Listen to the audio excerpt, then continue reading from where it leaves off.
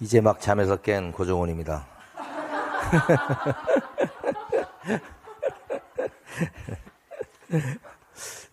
저 도착한 건 한 9시 도착했는데 차에서 잠깐 자고 가야지 이렇게 했는데 뭐 거의 1시간 가까이 잤어요. 그래서 지금 개운합니다. 네. 근데 올라오는데 엘리베이터에서 어떤 그 초등학교 1학년, 2학년 될 만한 그 친구가 인사를 하는 거예요. 그래서 저한테 한가 싶어가지고 봤더니만 옆에 그 다른 선생님이 있더라고. 그러니까 자기 학원인가 뭔가 모르겠는데 뭐 태권도인지 모르겠는데 그 선생님한테 인사한 것이었어요. 근데 그 인사하는 그 모습이 너무 아름다웠어요. 감동이에요, 감동. 그래서 내가 맨날 느끼는 거지만 그 성경 말씀에 어린아이처럼 되지 않으면 하늘나라에 갈 수 없다 이런 얘기 있잖아요. 참말이에요.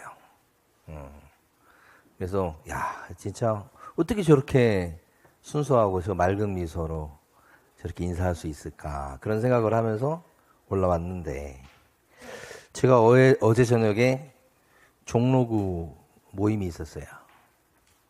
갔는데 거기 가니까 처음 갔습니다. 우리 아는 분 소개로 갔는데 거기 중개하신 분들이 한 20분 오셨어요. 그 연세가 대부분 높으셔요. 저 소개시킨 분도 58년생이니까 회장님이시고 지금 현재 대의원 하시고 그런 분들이죠. 근데 그분들이 개근상, 정근상 받으시더라고. 그 상이 뭐냐면 비타500 3개 뭐 이런 거예요. 그런데 그 개근상, 정근상 받으시고 앞에 나와서 사진을 찍으시는데 사진 찍으시는 모습들이 어린아이하고 똑같아요. 그게 막 비싸서 그런 게 아니잖아요. 근데 상 받은 게 대한 그런 그 기쁨이랄까? 뭐 그러면서 사진 찍고 막 이런 식으로 하는 게 어제 그런 모습을 보면서 제가 그 생각을 했는데 오늘 아침에 그 아기를 또 본 거예요. 그래서 참 감동스러웠어. 그래서 저런 분들이 참 진짜 그리고 느끼는 게 뭐냐면 다 성공하신 분들이에요. 20년 하시고 40년 하신 분들이에요. 어떻게 그렇게 성공했을까 보면 다 어린아이처럼 그렇게 나이 연세 드셔서 그런 것도 있지만 제 앞에 지회장님 종로구 지회장님 있으셨는데 연세는 잘 모르겠어. 근데 제가 볼 때는 60대 중반은 될 것 같아. 근데 그냥 너무 잘 챙겨주시고 너무 순수하시고 그런 분이 그래서 저런 분 옆에 있으면 좋겠다 이런 생각을 했어요. 그러면서 왔거든. 성공하려면 어떻게 해야 되느냐? 순수해져야 될 것 같아. 가끔은 보면 막 기술을 부리고 막 이렇게 하는 사람들, 야, 저 사람 능력 있어 생각하잖아요. 제 생각에는 오래 가지는 못합니다. 순수한 마음으로 이렇게 접근했을 때 그 사람한테 심어주는 신뢰감이라고 하는 것은 그건 뭐 평생 가는 거죠. 잠깐 기술을 부리는 것은 사람을 살 수는 있으나 길지 못하다 이런 생각을 어제 저녁에 그분들 영업하시는 그분들 보면서 느꼈어요. 그냥 뭐 자체가 순수 그 자체예요. 그렇다고 해서 모르는 게 아니에요. 알 건 알면서도 그렇게 됐습니다. 오늘은 할 말을 다 했기 때문에 저는 사실 저는 약간 뭐냐면 청소년기에 제가 되고 싶은 그런 직업이 있었던 게 목사였습니다.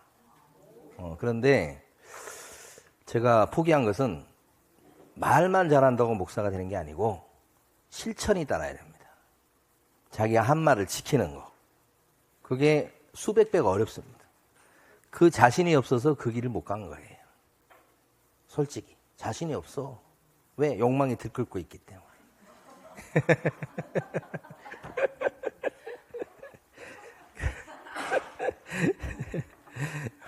뭐도 해야 되겠다. 뭐도 해야 되겠다. 자, 하여간 그러면 진도가 늦었기 때문에 들어갑니다. 확인 설명서 여기 보시면 서식에서 한 문제 정도 나온다고 봐야 됩니다. 그래서 요새 여러분들은 핵심이 뭐냐 그러면 오피스텔 중개 많이 하거든요. 오피스텔 중개했을 때 이제 써주는 서식은 확인 설명서 1번 양식이다는 것을 꼭 알아주시고, 아파트만 생각하시면 안 됩니다. 근데 이제 큰 돈을 벌려면 이제 가만히 보시면 아파트 하셔야 돼, 아파트. 이건 큰 돈은 못 벌어. 그래서 어제도 이제 보니까 큰 돈을 보신 분이 있는데, 종로에서 지금 최고가 찍은 아파트가 26억이라고 그러더라고요. 30평대 아파트인데 26억이잖아. 거의 2배, 3배 가까이 뛴 거예요. 그러니까 요건 한 건 해도 크죠, 돈이. 예. 근데 그분은 그래서 엊그제도 하나 쓰고 이제 오셨다고 그러는데, 쓰셨지만 그분이 총무예요, 총무. 거기서. 나이가 많지만 총무밖에 안 돼. 그런데도 막 다 진행하시고, 제가 봤을 때는 한 70도 넘어보셔. 다 진행하시고. 그래서 제가 모임에 이렇게 가보면, 이런 분들은 약간의 명령욕과 함께 희생정신이 있는 거예요. 그래서 그 모임이 이끌어지는 거예요. 예. 그러니까 내 입장에서만 생각하시는 분들은 그런 거 맡으시면 안 돼. 나는 봉사한다는 생각이 있으셔야 돼. 그리고 이분이 성공 모델이에요. 이렇게 하다 보면 다른 사람이 그 본인한테도 줘요. 근데 당장은 막 내가 손해보는 거 같잖아요. 결국 손해보는 게 아니에요. 그런 분들만 맡아, 이런 걸. 회장님도 그러시고. 26억이면 한 가람 얼마예요? 4만 받읍시다, 4만. 1,000만 원대. 예. 양타하면 얼마, 어떻게 돼요? 그래서 느낀 게 뭐냐면, 아파트 단지 앞에서 합시다. 그리고 쭉 합시다. 그래서 그 사람들 마음을 사면 쭉 돈을 벌 수 있어요. 근데 이제 오피스텔 이런 것들은 큰 돈이 안 되는 거예요. 그러니까 뭐 안 된다는 건 아니지만은 돈 크게 벌려면 그것도 비싼 아파트 앞에서 아시죠? 예. 자, 그 다음에 이제 매매 교환 임대차인데 보통 전세 임대차가 많고요. 그 다음에 설명의 근거제로 쭉 보여주는데, 기본적으로 보여줄 게 뭐냐면 요 등기사항 증명서하고, 그 다음에 요 건축물 대장, 지적도 임야도는 잘 안 보여주고, 토지이용 계획 확인서 요런 거.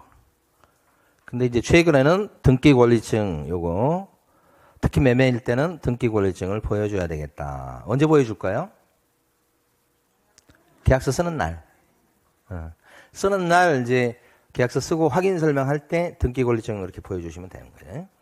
요게 이제 많이 이제 조금 알려지기 시작한 거고, 그전에는 뭐 저런 거 없었어요.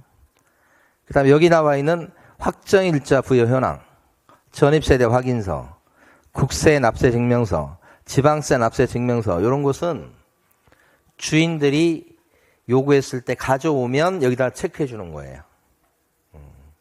근데 주인들이 얘기했는데 이거 안 가져오면 어떡하죠? 열람할 수는 있다고 보죠? 그 열람하려면 그냥 열람할 수 있는 게 아니고 동의가 있어야 되죠? 이렇게 되는 거예요. 그래서 동의는 해주는데 이거 안 가져왔다, 제시는 안 했다, 그러면 이건 여기서 빠지는 거고요. 다 이거 제시해 주는 경우는 좀 드물고, 보통 우리 아파트 같은 경우는 다른 거 요거 별 문제가 안 되기 때문에 주로 요거 해줍니다. 요거. 아파트는.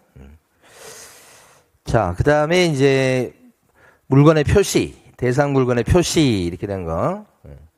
땅하고 건물 이렇게 두 개 나눠서 적어줍니다. 그러니까 토지와 관련해서도 지목도 적어주고 실제 이용 상태도 적어주고 막 그렇습니다. 건물과 관련해서 적어주는 것 중에서 좀 주의할 것은, 여기 보시면 오피스텔이나 공동주택 이런 것들은 전용 면적이 있으니까 적어주겠죠? 요거. 그리고 대지 지분, 요거 적어주고. 몇 년도 지었다, 요것도 적어주고. 용도 기재사항이요. 중요한 기재사항. 실제 용도까지 적어주는데, 요것은 건축물 대장을 보고 적어주는 거예요. 그래서 공동주택, 이렇게. 가로 열고 아파트, 뭐 이렇게 적어주고, 그래요. 실제 용도는 뭐예요? 공동주택이에요. 일치하는 게 일반적인 거죠. 이렇게. 자, 그 다음에 이제 항목 중에 중요한 것은 내진 설계 적용 여부. 좀 낯설 수 있는데 이것도 건축물 대장에 나옵니다. 여기까지 내진 능력까지. 내진 능력에 대한 단위도 있고 그래요. 등급도 있고 그래요. 대장에 나온 것만 적어주는 겁니다. 그래서 요 대상 물건 표시라는 중에서 적어주는 항목 중에 요 내진 요거 중요하고 시험 보실 때는 내진 설계나 내진 능력 이런 것들은 대상 물건 표시란에 기재합니다. 이렇게 아는 게 중요한 거예요. 포인트는. 그 다음에 용도도 적어줍니다. 요 시험과 관련해서는 용도하고 용도 지역은 다르죠? 용도 지역을 대상 물건 표시란에 적는 게 아니고 뒤에 보면 여기요. 용도 여기 나오죠? 공법상 규제사항란에 적어줍니다. 여기 공법상. 용도는요. 대상 물건의 표시. 이렇게 두 개 구별하시고 이미 출제가 됐었죠. 건축물 대장상의 위반 건축물 여부. 요거 적어주는 거고. 위반 건축물. 이제 위반 건축물이다 그러면 여기다 이제 내용을 적어줘야 됩니다. 그래서 아파트나 오피스텔 같은 게 거의 없어요. 없는데 무단 증축이다 이렇게 이제 적어주는 거예요. 있다면 없을 때는 적법하고 여기는 적을 게 없죠. 자, 그리고 이제 이건 시험에는 안 나올 거지만 만약에 위반 건축물인데 빌라 같은 게 있을 수 있잖아요. 위반 건축물인데 건축물 대장에는 위반 건축물 안 나와 있어요. 그럼 어떻게 해야 돼요? 고민되잖아요. 건축물 대장상으로는 위반 건축물 안 찍혀 있는데 실제는 위반 건축물이야. 그러면 어떻게 하냐면 여기는 적법이라고 표시하고 위반 내용은 적어주는 거야. 그렇게 아직 안 들켰다 이런 뜻이에요. 적법이라는 얘기는 건축물 대장이라고 돼 있잖아. 거기는 뭐예요? 위반 건축물은 노란 딱지 붙은 거 아시죠? 노란 딱지가 붙어 위반 건축물이라고. 딱지는 안 붙어 있으나 위반이에요. 이렇게 하는 거예요. 응? 그냥 듣고 흘리세요. 시험에 안 나와. 자, 그 다음에 이제 권리관계다. 그러면 권리관계 등기부 보고 적어주겠죠? 오케이. 등기부 보고 적는 거. 그 다음에 이제 공법상 규제사항은 뭘 보고 적을까요? 주로 토지이용 계획 확인서죠. 근데 이제 세부적으로 들어갔을 때 달라요. 용도 지역이나 용도 지구나 용도 구역은 토지 이용 계획 확인서.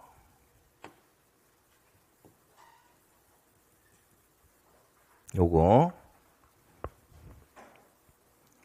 그 다음에 시험에 잘 나온 게 요거. 그 땅의 건폐율과 용적률의 상한 퍼센테이지. 건폐율 50%, 용적률 300% 뭐 이런 거예요. 요것은 뭘 보고 적을까요? 그냥 조례 그러면 안 되고 시군 조례 이렇게 하셔야 돼. 여기 토지이용 계획 확인서 그러면 안 되는 거고. 그다음에 도시군 계획 시설 이렇게 나오는데 요 계획자 들어가죠. 지구단위 계획구역 이런 거 들어가죠. 도시관리 계획 이런 거 들어가죠. 계획자가 이렇게 들어가는 것들은 개업 공인인계사가 관청에 확인해 갖고 기재합니다. 이렇게 돼요. 개공이 직접 이제 전화해서 물어봐요. 여기 뭐 도로 날 일 있냐, 공원 생길 일 있냐 이렇게 물어본다고. 응? 도시군 계획시설. 자, 그 다음에 이제 이쪽에 가면 토지거래 허가구역에 해당이 되면 요 체크. 허가구역 꽤 있죠. 그 다음에 여기가 이제 주택 투기지역이냐, 토지 투기지역이냐, 또는 투기과일지구나 이렇게. 해당 사항이 없을 때는 체크 안 하는데 해당 사항이 있을 때는 투기과일지구 이렇게 체크해 준다. 그 밖에 공법상 규제사항. 이건 적어줄 건 되게 많은데 크게 영향을 끼치는 게 없기 때문에 대표적인 거 몇 개 적어주면 됩니다. 예? 이것도 뭘 보고 적어요? 토지, 이용, 계획 확인서. 요것도요. 토지 이용 계획 확인서예요. 대부분 토지 이용 계획 확인서인데 토지 이용 계획 확인서가 아닌 것들이 있죠. 응? 그 뭐예요? 건폐율과 용적률에 상하는 요거죠. 그 다음에 토지이용 계획 확인사가 아닌 것들 또 대표적인 게 뭐가 있냐면 요거요. 요거 말고 요거 뭘 가지고 확인하죠? 얘는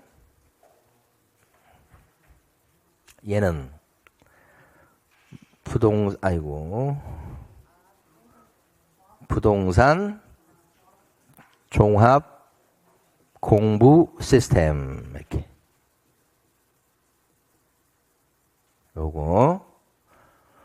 요게 이제 국토부에서 만든 사이트, 인터넷 사이트라고 생각하시면 돼. 부동산 종합 공부 시스템 이렇게. 이게 현실적으로는 국토부 그 홈페이지 가서 확인하는 것도 있고 아니면 이제 그 홈페이지에서 이렇게 이런 지역을 갖다가 국토부에서 발표하면 그거 띄워놓거든 자료를. 그래서 검색해서 찾는 방법도 있고 아니면 뉴스 검색해서 찾는 방법도 있어요. 근데 이제 시험에서는 그렇게 안 나오고 이렇게 나와. 부동산 종합 공부 시스템. 그러니까 시험은 이렇게 대비하셔야 되는 거예요. 시험답게. 요건 이렇게 한다고 그랬죠. 요것도 이제 예외는 예외지. 요렇게 개공이 직접 확인하고 토지 이용 계획 확인서를 띄워도 몰라요. 얘는 것들은. 그다음에 중요한 것은 요거죠. 요거. 뭘까요? 중요한 것은 요게 공법상 규제 사항은 임대차를 알선하는 경우, 전세 계약을 알선하는 경우, 그때는 이 공법상 규제 사항은 기재를 안 할 수 있다. 그죠? 기재를 생략할 수 있습니다. 아파트 전세 계약을 우리가 많이 하잖아요. 보통 일반적으로 매매보다는. 아파트 전세 계약을 한다 그러면 이 항목을 전부 다 어떻게 할 수 있어요? 어떻게 처리할 수 있어요? 생략할 수 있다는 얘기예요. 그런데 이제 또 너무 텅 비워놓으면 또 이제 뭐예요? 할 일을 안 한 것처럼 느껴지니까 그럴 때는 또 뭐예요? 적어줘도 괜찮고. 그 뜻이에요. 그래서 기재를 생략해야 한다요? 할 수도 있다요? 그렇지. 요거 시험에서는 요런 게 중요한 거예요. 그 다음에 이제 임대차 확인사항. 요것은 넓은 의미에서 넓은 의미에서 봤을 때 이것도 권리관계예요. 권리관계. 그런데 하도 전세 사기가 기승을 부리기 때문에 얘네들은 별도로 하는 거죠. 그래서 확정일자 부여 현황. 그러니까 확정일자 보증금 얼마요? 확정일자 언제 받았어? 그것을 주민센터 이런 데서 열람해 보는 거예요. 지나가는 사람이 그냥 볼 수 있는 게 아니죠. 그죠? 계약하려는 사람도 막 볼 수 있는 게 아니에요. 임대인이 뭐 해줘야 돼? 동의해야 그 집에 들어있는 세입자의 보증금 현황을 들여다볼 수 있는 거란 말이에요. 그래서 임대인이 자료 제출하는 것도 되죠. 이건 적극적으로 임대인이 봐라 나 이거 이렇게 있어 세입자 이렇게 할 수 있잖아. 아니면 뭐 할 수도 있어. 동의. 둘 중에 하나는 체계가 돼야 돼. 안 갖고 오면 뭐라고 그래야 돼? 안 갖고 오면 이렇게 해야 돼. 안 갖고 오면 대부분 잘 안 갖고 와. 그러면 우리 처리할 때는 열람 동의. 그 다음에 임차인한테는 뭐예요? 설명했다고 해야지. 그리고 설명해야지.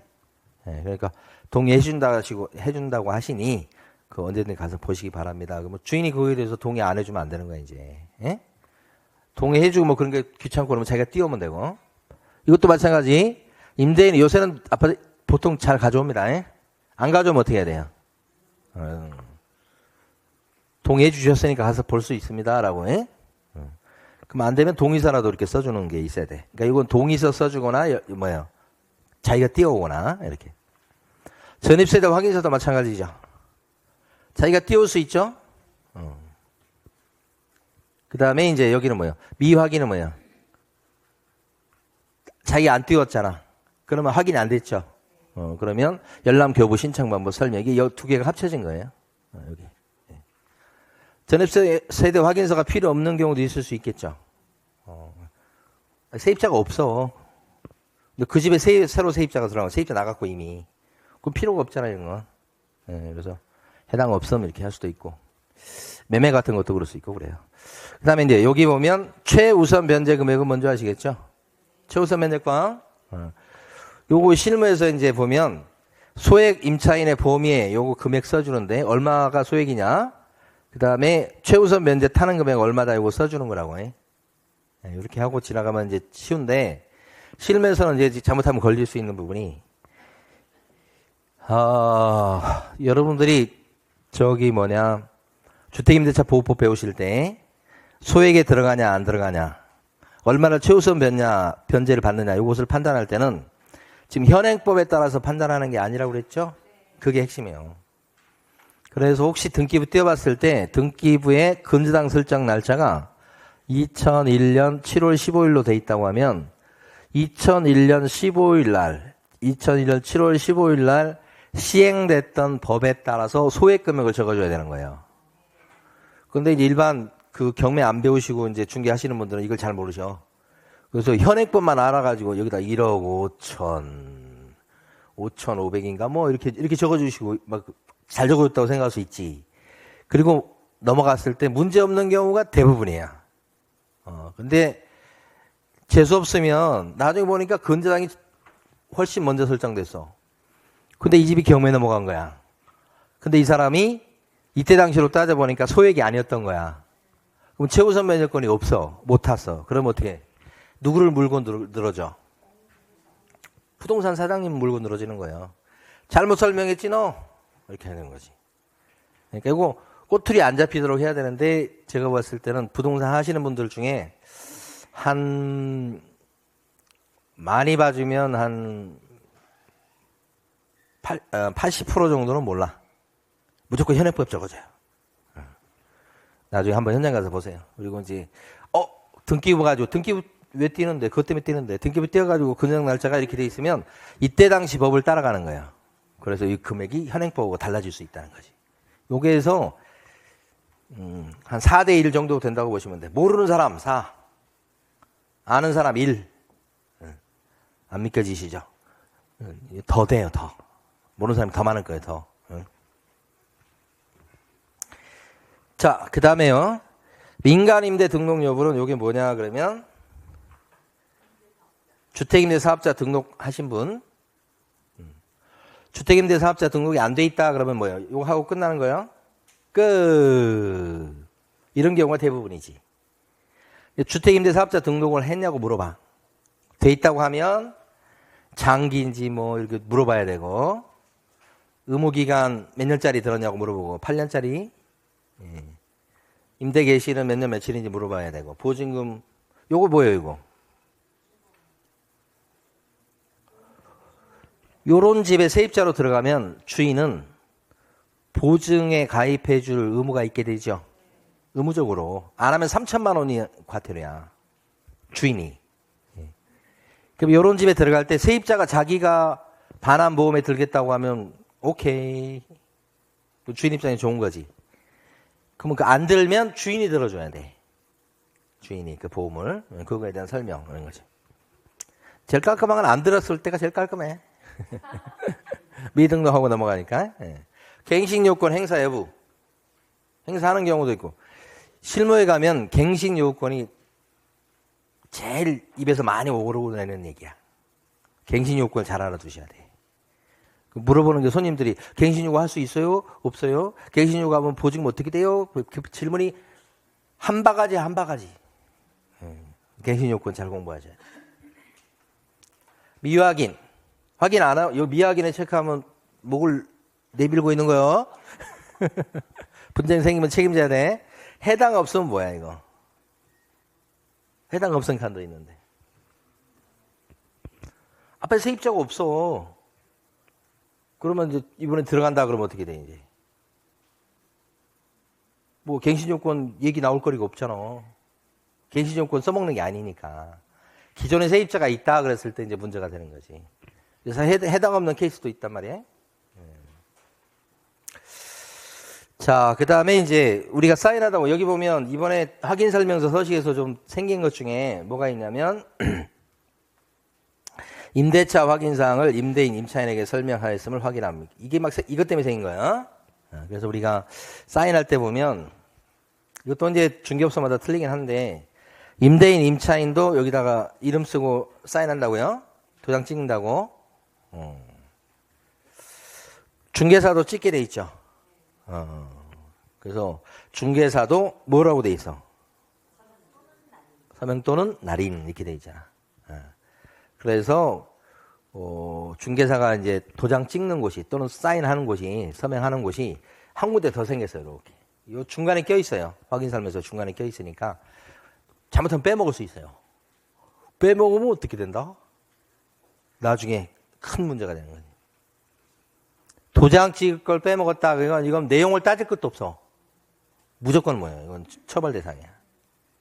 그러니까 그런 건 잘못하면 말이에요. 이게 첫 번째하고 마지막 페이지에 보통 이제 마지막 페이지 많이 있는데 여러 장을 찍다 보면 중간 거 빼먹을 수 있단 말이에요.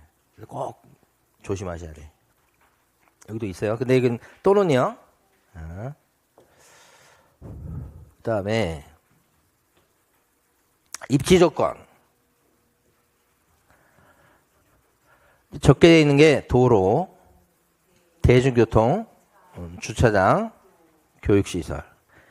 핵심은 시험에서 가장 중요한 것은 판매시설은 입지 조건에 있어요, 없어요? 이게 없어졌어요.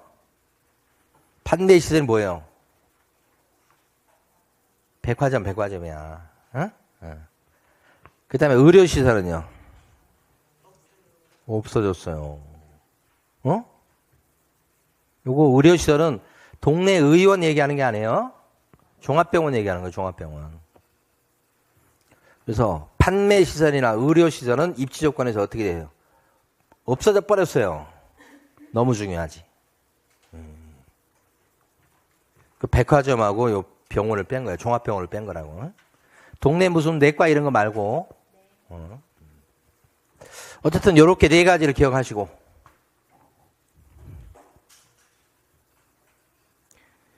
근데 요게 이제 입지 조건이 요게 주거용일 때는 도대차 교조. 무슨 사이비 종교 같아요. 도대차 교다 이렇게 하는. 비주거용으로 하면 어떻게 돼? 비주거용. 말이 짧아지는 거예요. 도대차. 그죠? 토지에 대한 확인 설명서로 가면 도대. 너무나 이게 딱 막잖아 규격에. 도대차교. 도대차. 도대. 마지막에 말을 못하죠 이제? 왜요? 뒷목을 잡고 쓰러졌어 지금. 그래서 확인 설명서 4번은 없고 그렇게 된 거지. 암기할 때 어렵지 않아요. 이거. 그 다음에 이제 관리에 관한 사항. 이거 중요하네. 관리에 관한 사항란에 적을 게 뭘까요? 그러면 옛날에는 경비실하고 관리 주체. 관리 주체. 자체 관리냐 위탁 관리냐 이런 거예요. 근데 생긴 게 뭐예요? 관리비. 관리비. 적어주게 돼 있죠 지금? 확인 설명서에.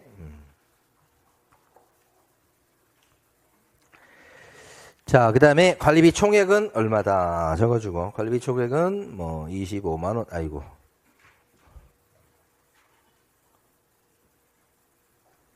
25만원입니다. 하고, 관리비에 포함되는 비목은 전기, 수도, 가스, 뭐, 난방, 인터넷, 뭐.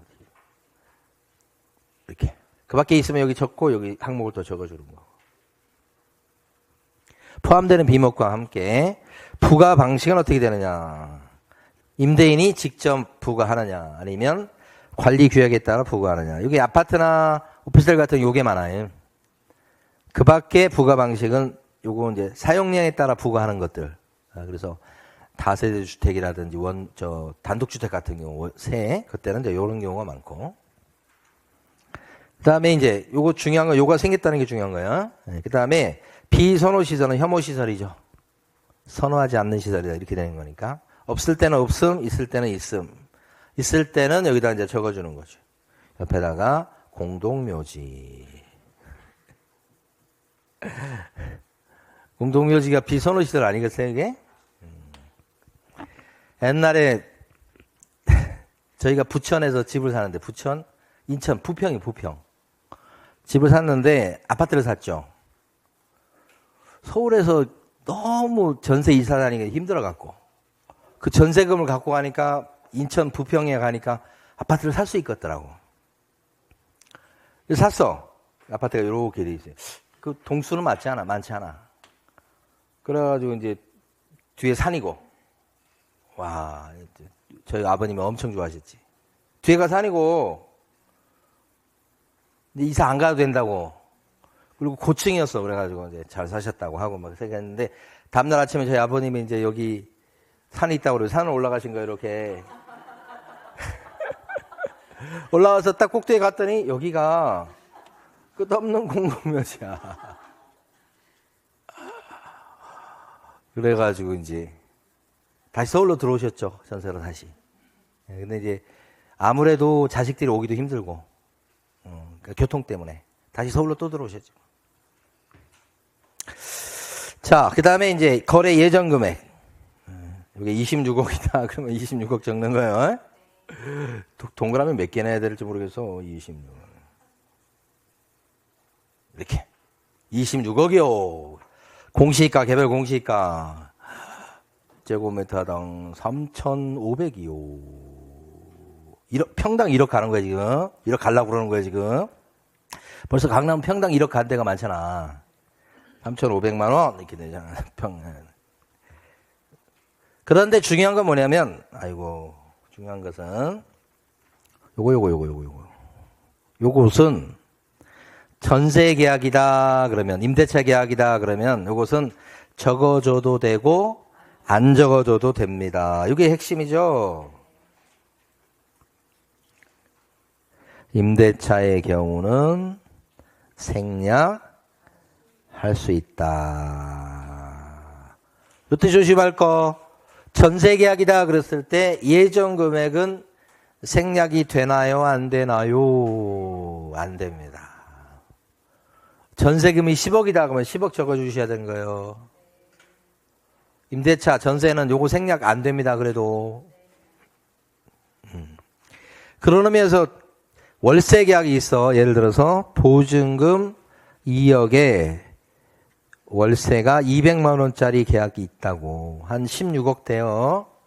2억에 200이야, 월세. 월세 계약을 했다 그러면 요 예정 금액은 얼마 적어주는 거예요? 일단 적어주는 거야, 안 적어주는 거야? 적어줘야 돼. 필수야, 필수.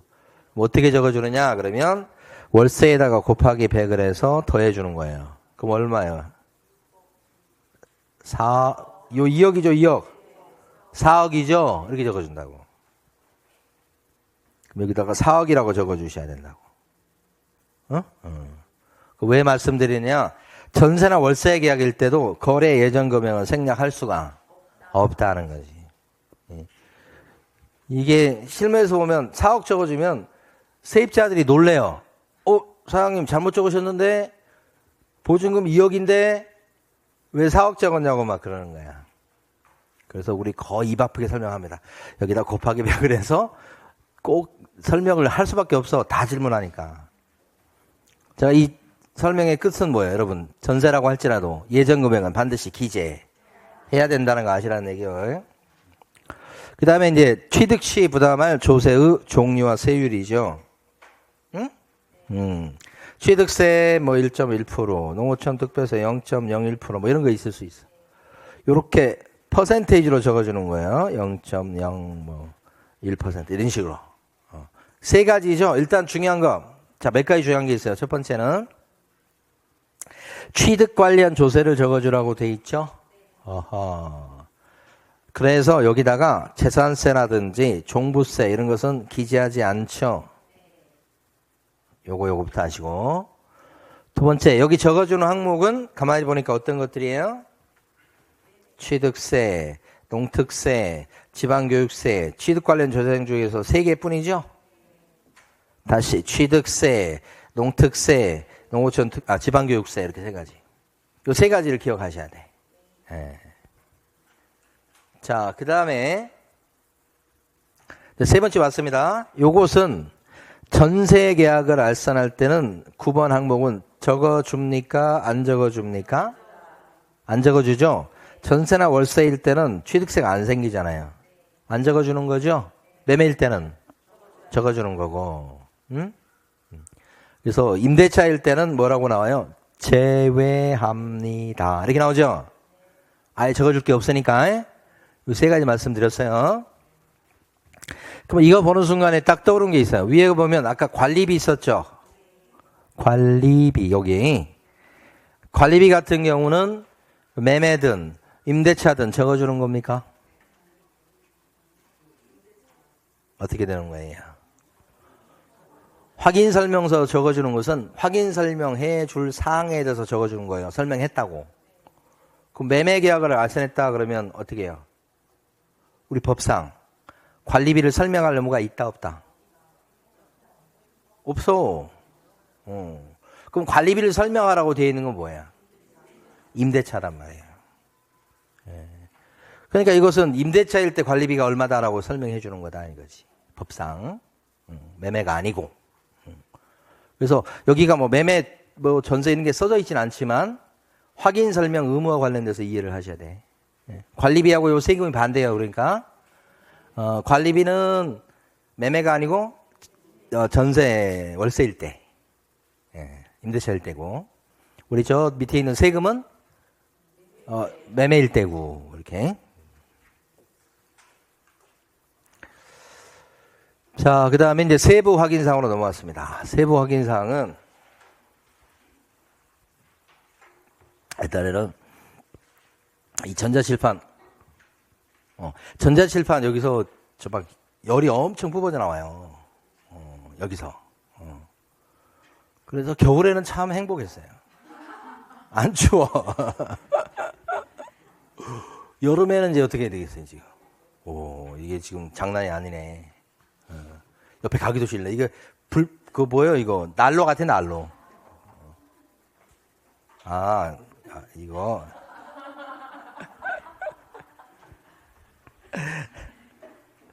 이걸 키면 되는 걸. 자, 여기 실제 권리 관계는 등기부에 안 나오는 권리를 적어주는 거. 실제 권리 관계. 등기부에 안 나오는 거. 그리고 안 나오고 비싼 물건. 공시되지 않는 물건인데 이건 비싼 물건 적어주는 거다. 등기부에 안 나오는 권리 관계. 아니면 등기부에 안 나오는 비싼 물건을 적어주는 거야. 등기부에 안 나오는 권리 관계 뭐가 있어요? 여기 지금 요거 칸이 요거밖에 없잖아. 지금 잘못돼 있죠? 10번이고 여기 11번이잖아. 그러면 잘못된 게 아니고 10번 항목에 여기가 칸이 이렇게 좀 비어져 있어, 사실은. 여기 밑으로 이렇게 좀 칸이 있어. 네모나게 칸이 있다고. 자, 요것은 등기부에 안 나오는 실제 권리 관계는 뭐가 있을까요, 여러분? 응? 우리 중개사법 자꾸 들으면서 그냥 그걸로 공부를 대신해야 돼. 이제 따로 공부 안 하잖아. 가장 대표적인 건 뭐예요? 실제 권리 관계. 등기부에 안 나온 거. 임차권이에요, 임차권. 임차권은 전세권 비슷하다고 보시면 되는데, 채권적 전세 들어보셨죠? 등기해요, 안 해요? 주인이 등기 안 해주잖아. 그래서 주택임대차 보호법을 만든 거잖아요. 등기부에 안 나와. 근데 보증금 세잖아요. 그것 때문에 여기 적어주라는 거예요. 그걸 실제 권리관계라고 그래요. 이게 실무적으로 제일 많이 만나는 거고요. 그리고 나서 뭐 얘기할 수 있어요. 유치권 뭐 이런 거라든지 법정 지상권 이런 거 얘기할 수는 있죠. 현실적으로 잘 못 만나 이런 것들. 거의 대부분 이거요. 그 다음에 공시되지 않는 물건의 권리에 관한 사항 뭐가 있을까요? 비싼 물건 뭐가 있어요?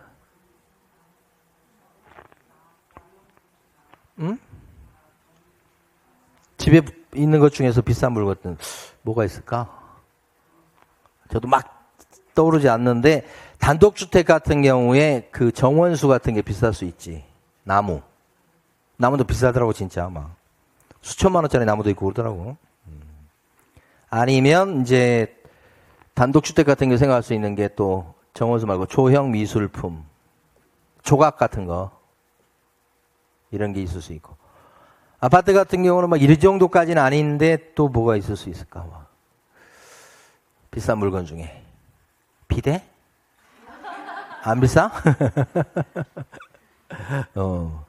그게 이제 약간 붙어 있어 갖고 이거 떼갈 거냐 아니면 그냥 놓고 갈 거냐 문제될 수 있는 것들 있죠.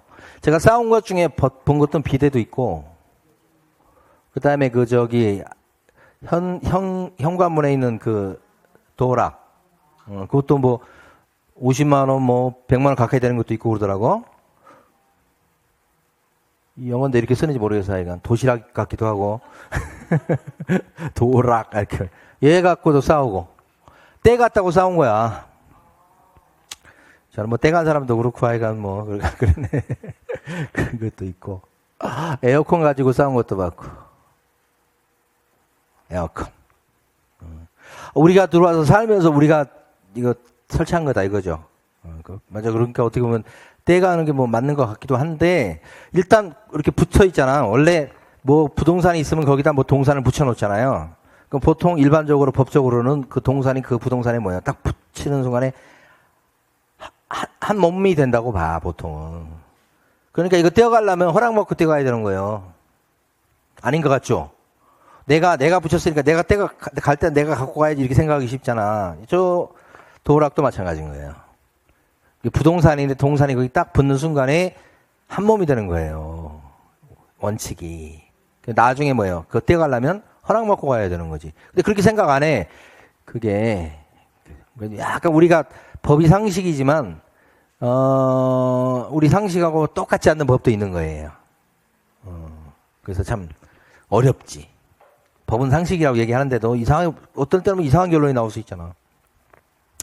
제가 학교 다닐 때 제일 이상했던 게 뭐냐면 여기 땅이 있어요. A 땅이에요. 근데 여기다가 B가 감나무를 심어놔서 근데 감나무를 심어가지고 바로 그냥 수확이 되는 게 아니고 몇 년 갖고 와야 된다고.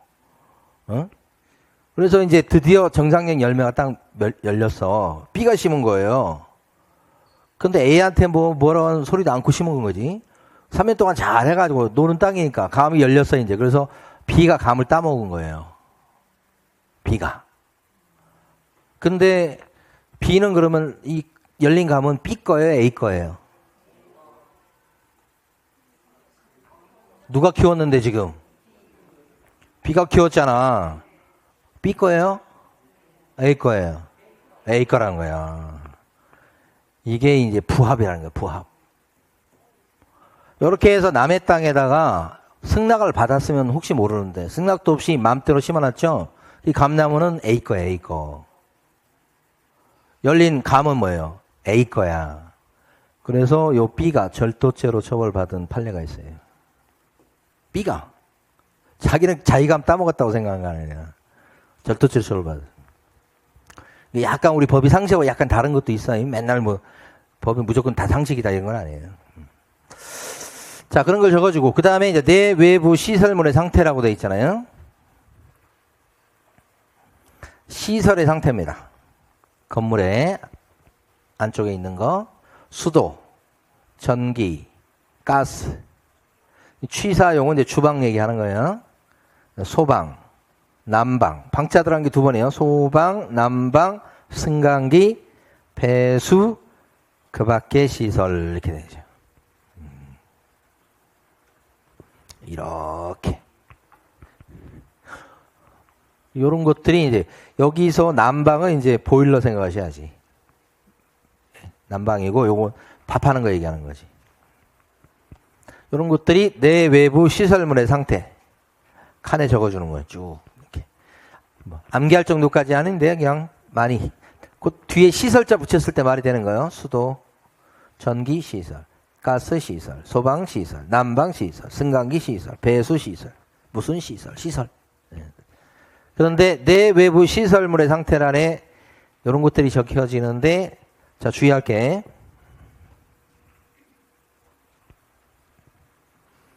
벽면 상태는 여기 들어가냐고. 없죠. 그 다음에 도배 상태 이런 거 들어가요? 안 들어가죠. 요 관리, 내외부 시설인데 여기 주차장 들어가요? 주차장? 주차장 어디에 나오는 거?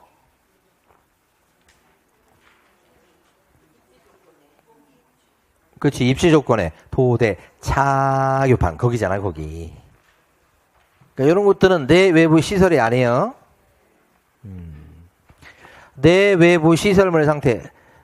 자, 관리 주체 들어가요? 안 들어갑니다. 경비실 들어가요? 항목이 다르잖아요. 경비실도. 경비실이나 관리 주체는 어디요? 관리에 관한 사항 이렇게 되잖아. 그래서 요걸 요렇게 한번 봐주시고, 승강기는 그러니까 시설인데 여기 승강기 말고 주차장은 입지야. 아시겠죠? 네.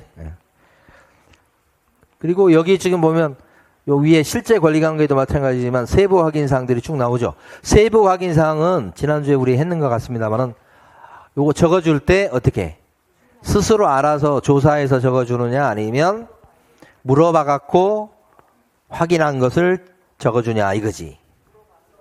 여기 밑에 있는 실제 권리 관계나 내외부 시설물 상태나 벽면 상태는 상태에 관한 자료 요구 대상이죠. 그 요구에서 확인한 것을 기재합니다. 다 그렇게 되는 거예요. 그죠? 벽면, 그 다음에 바닥면, 도배 이런 걸 적어주는 항목이죠. 얘는 벽면, 바닥면, 도배 상태를 적어준다.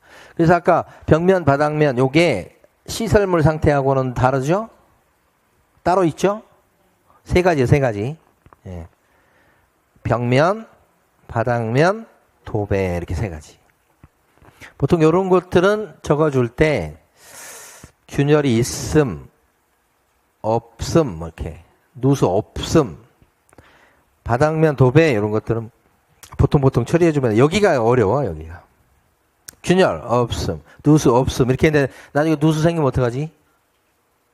이제 시비거리가 되는 거예요. 그래서 요렇게 없다고 하는데 그런데도 불구하고 미세 균열이나 누수 가능성은 있다. 이렇게 살짝 빠져나올 구멍을 만들어 놓은 거예요. 왜? 이유가 있어야 되잖아. 아, 이 아파트가 지금 10년 차입니다. 그래서 이제는 겉으로는 잘 안 보이지만 큰 누수는 아니고 뭐 그런데 미세 균열이나 누수는 있을 수 있어요. 라고 설명을 해주면 나중에 가서 이제 참작 사유가 될 수 있죠. 아무 문제 없다는 식으로 딱 얘기하고 끝나면 시비거리가 될 수 있잖아요.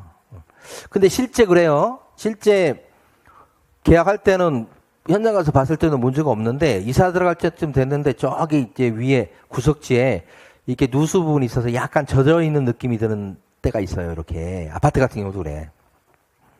그러면 이제 그게 뭐 안방이 그렇다 그런 게 아니고 뭐 어디 좀 그 어느 부분이 그럴 때가 있어. 그러면 이제 매수인 입장에서는 또는 임차인 입장에서는 막 또 막 얘기할 거 아니에요. 그러면 아직 잔금 전이다 그러면 어떻게 해야? 좀 고쳐주게 해야 되죠. 그래서 수리비용 견적 내주고 이렇게. 그래서 우리 인테리어 업체 같은 경우도 잘 알고 계셔야 돼. 느끼는 거지만 똑같은 걸 견적을 내봤는데 어떤 인테리어 업체는 뭐라고 그러냐면 80만 원 견적이 나왔어요. 싱크대 좀 고치는 거예요, 앞쪽에. 근데 뭐 인부가 2명 필요하다고 하면서 80만 원 견적을 보내주고 어떤 사람은 10만 원 견적이 왔어요, 인테리어 업체인데. 얼마나 잘할지는 모르겠습니다만 여기에다 맡길 리가 없죠. 부담이 좀 적은 곳에 우리가 의뢰할 가능성이 높고 여기가 이제 좀 어느 정도 잘해준다면 계속 맡길 가능성이 높죠. 그러니까 경쟁이라고. 그래서 한 군데만 뽑아봤는데 이렇게 차이 나가지고 깜짝 놀라서 우리가 봤을 때 이거 딱 봤는데 이 정도 나올 건 아니거든. 근데 이렇게 부르더라고. 그래서 그 사람들도 좀 영업을 잘해야 될 텐데 뭐 실력이 있나 보죠. 그러니까 저렇게 부르겠지. 자, 잠깐 쉬었다가 마무리 짓고 계속하겠습니다.